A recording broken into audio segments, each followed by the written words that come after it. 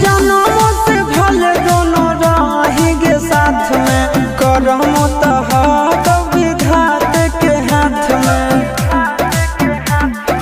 कन्हैया से मिल जाते हमारा तो मंगल तियल कान के है याद सोना, मंगल तियल कान के। जोड़ी है बनावल भगवान के, दोष न है इंसान के है याद सोना, दोष